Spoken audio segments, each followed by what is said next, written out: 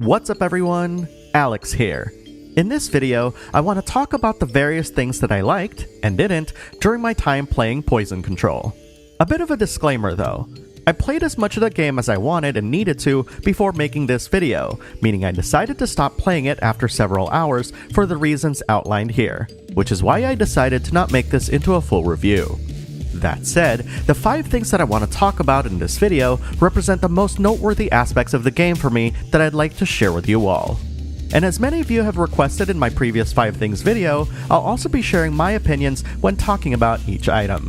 But before we begin, I want to thank NIS America for providing the Switch version of Poison Control, and if you like JRPGs, Japanese, or niche games, please leave a like, comment, then subscribe to the channel. All that said, let's dive in headfirst into the Bell's Hells.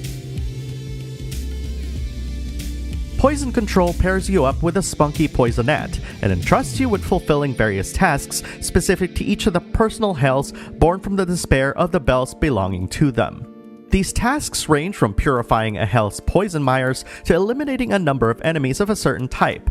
To help you on your journey, you'll be able to spend coins you've collected to increase the rank of each weapon, with some ranks unlocking new abilities. You'll also gather soul shards that'll let you enhance your character, done by way of a dialogue system, with each choice representing a specific stat that you're improving. Each hell is essentially designed based on a person's particular story, which builds intrigue as you begin to uncover the truth behind their despair. I also like that through your conversations with Poisonette, they can also control how your stats build up. On that subject, I would have loved it if there was a way to actually see what kind of passive abilities you'll be unlocking at every available juncture, as opposed to only seeing the next 3 upgrades. This small change would have allowed us to plan out what upgrades we'd want in the future. Apart from that, I found that the concept behind Poison Control is quite sound, and serves as a great foundation for what could be an interesting experience. But we're just at the first part of this video, which means that there's a few more things that you need to know about this game before coming to a conclusion. The very first thing that you'll notice when you start up Poison Control is how strong its art design and aesthetic is. While looking like it's bordering on the psychedelic, with its heavy use of curved shapes and slowly expanding graphical elements, Poison Control's presentation reminds me of an artful, poppy, and more contemporary representation of poison bubbles bubbling in a cauldron.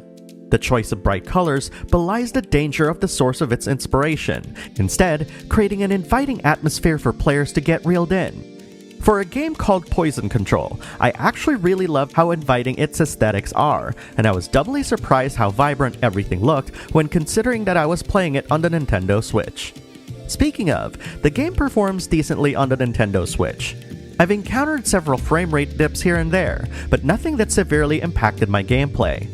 Much of the game averages at around 30 frames per second even with the occasional dips, and based on JRPG Jungle's review of the PS4 version, that too also contains occasional frame rate dips, though it can naturally reach higher frame rates. For anyone curious about what voice languages can be found in Poison Control, there are only Japanese voiceovers available for it. Technical details aside, the presentation falters a fair bit when considering that the story in the game is sparsely illustrated or even represented in-game, with the latter preceded by an empty screen with no warning whatsoever whenever the game's characters needed to be loaded prior to displaying a few seconds worth of in-game cutscenes. Poison Control is developed by the same team responsible for the Princess Guide, and if you played the latter, you'll know that this team is really big on environment storytelling. Poison Control does this in a much more digestible way when compared to the Princess Guide, choosing instead to display drawings, articles, and bits and pieces on the ground to hint at things, as opposed to writing full paragraphs of text that immensely slows the pace of the game. This design choice also incentivizes players to purify large swaths of poison mires even if they've fulfilled an arena's objectives, uncovering some tangible clues as to what's despairing that hell's bell. That said, I do find that the game often interrupts you a lot in the early game just as you're getting used to its gameplay. I would have loved to have seen this dialogue presented in a way that still allowed you to play the game, as the constant interruptions at the beginning really takes you out of the experience. If you're familiar with the Princess Guide, then the way Poison Control animates its talking heads will look very, very familiar, as this style of animation makes the game's characters behave in an incredibly jiggly fashion. While I didn't quite mind seeing this in the beginning, I've come to really dislike the style of animation. It's not specifically the implied intention to titillate that bothers me about this, but rather, it makes the game feel as though it's giving a more energetic feel compared to how the game actually plays, which is a bit of a misrepresentation. That said, the combat animations in-game works for what it tries to accomplish, which is to say that there's nothing really special to say about it. Enemy attacks and movement animations are recognizable, and the camera rarely gets in the way of what you're trying to do a lot of the time. I'm not criticizing Poison Control for focusing on making sure that its visual cues are easy to understand and react to, but I do wish that these animations felt more empowering and impactful to the player than it does right now. When you start the game, you're given the freedom to name yourself however you want, in addition to choosing to present as either male or female, as well as select what kind of voice you'd like to have. Unfortunately, this is the most time you'll be spending on your protagonist's background, as the game is more interested in talking about what's going on in the Bell's Hells and everything around you, rather than addressing any detail of your presence in the underworld. This type of storytelling, which is the act of deferring the development of your character in favor of asking you to invest and care about the things around you first, is a huge storytelling peeve of mine. While I won't deny that there are great examples of narratives that do this sort of thing successfully, Poison Control is unfortunately not that game. This is further exacerbated by the experience of playing the first hours of the game, when it blends this removed storytelling with new characters, tutorials, and constant dialogue interruptions during gameplay, which compounds on top of one another. Naturally, if you get past these points, you'll encounter less and less interruptions, but it can be a big ask for some, including myself. The lack of addressing why your character exists in the underworld didn't really sit right with me, which ultimately led me to make the decision to stop playing Poison Control. I won't spoil any specific plot points here, but there are barely any breadcrumbs for anyone who would like this sort of personal character development. That being said, if you feel that Poison Control's focus on Poisonette and Hell Spells is enough for you, then you might enjoy the rest of the game, provided that you know that the game isn't a pure third-person shooter. While most gameplay of Poison Control showcases its shooting mechanics, this is only a fraction of what its gameplay is all about. Poison Control is, based on its namesake alone, all about purifying the poison mires infecting a Bell's Hell, which is a mechanic that is tied directly to its shooting gameplay.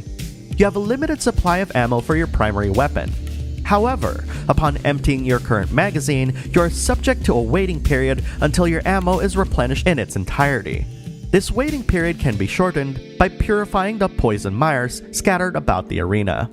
In order to do this, you'll have to take control of Poisonette and either run through the poison mires or draw a shape enclosing a portion of it to purify said areas.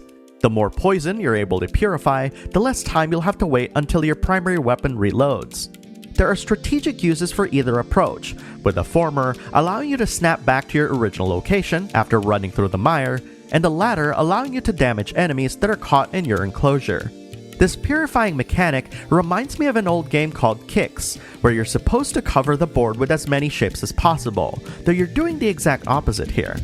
Over time, you'll encounter weapons that you can use in addition to your primary weapon, though the ammo for these weapons can only be replenished by picking up ammo you encounter when purifying poison mires and defeating enemies. Each Bell's Hell carries unique color themes and decor, which is really where its art design starts and stops. Thankfully, each hell doesn't feel too long, so you're often exploring a different map in only a few minutes of playtime. When taken together, Poison Control's gameplay actually has a lot of interesting elements tied together, though there are certainly aspects of it that definitely feels jarring. One of the most curious things about the game is that its traditional leveling system doesn't feel as though it does anything immediately noteworthy to your gameplay. Also, not being able to reload your primary weapon mid-clip is something to get used to, and I found myself emptying my magazine when I've got only 1 or 2 bullets left to purposely trigger the reload countdown timer, which then prompts me to purify poison mires if they're still around. I say that because some arena's tasks have more to do with purifying the mires, which conflicts with your ability to quickly lessen your reload countdown timer so that you'll have ammo to defend yourself. And while you technically don't need to shoot at enemies to fulfill these specific requirements, it doesn't change the fact that you'll find yourself watching your reload countdown timer tick up as you juke and dodge enemies while purifying said mires. I always go into a game wishing the best for its developers and hoping that they put their best foot forward. And in many ways, I liked my time with Poison Control. However, there's just not enough meat for me to chew on to keep me playing. Having to purify numerous Bell's Hells doesn't do it for me, as I really don't have any good reason why I should even care about their plights, given that I don't even have a lot going on for my own character. Admittedly, its gameplay is something that grabbed my attention the more I played and understood what it's all about, though it too can definitely use some rethinking. Poison Control, then, is a pretty looking game with lots of lofty ambition tied to some questionable execution, and it's certainly going to be a divisive game depending on what you're willing to put up with. For the folks who have played Poison Control, I'd love to read about your experience with the game in the comments below, and for people who are curious about the game, post any questions you have about it. And if you like this video, please let me know by leaving a like, a comment, then subscribe to the channel if you enjoyed this video. Thank you very much for watching, and see you online.